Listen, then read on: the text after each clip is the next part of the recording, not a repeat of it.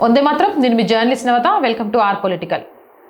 Bharat Japan వార్షిక శిఖరాగ్ర సమావేశం జరిగింది. ఈ విషయం మీ అందరికీ తెలిసిందే. అయితే రక్షణ, సాంకేతిక సహా పలు అంశాలపై నేతలు చర్చించారు.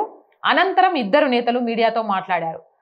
పరస్పర విశ్వాసం, వ్యూహాత్మక రంగాలలో ద్వైపాక్షిక సహకారంతో రెండు దేశాలు ఒక కొత్త దశలోకి ప్రవేశిస్తున్నాయని మోదీ ఈ సందర్భంగా తెలియజేశారు.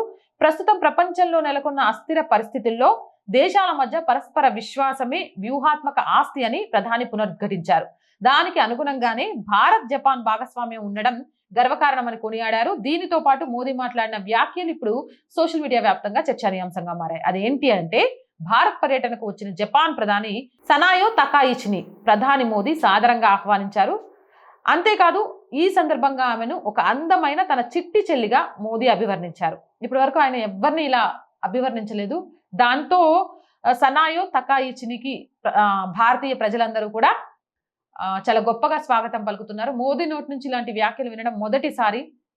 అంటే ఎక్కడ కూడా వ్యూహాత్మకంగా దౌత్య సంబంధాలను గురించి మాట్లాడే మోదీ మొట్టమొదటిసారిగా చిట్టి చెల్లి అని మాట్లాడటం కొంత ఆసక్తిని రేకెత్తించిందని చెప్పొచ్చు.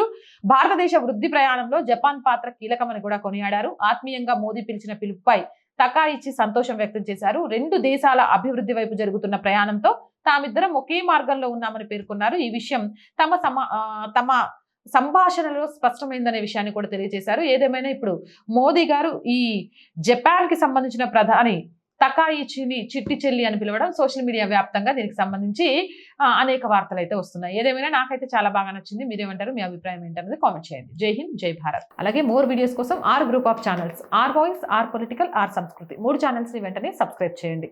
కంటెంట్ బాగుంది అనిపిస్తే లైక్ చేయండి, షేర్ చేయండి. అండ్ ఆర్థికంగా 1st తారీఖు వచ్చింది. అండ్ శాలరీస్, రెంట్, ఇలా అనేక అవసరాలు ఉంటాయి.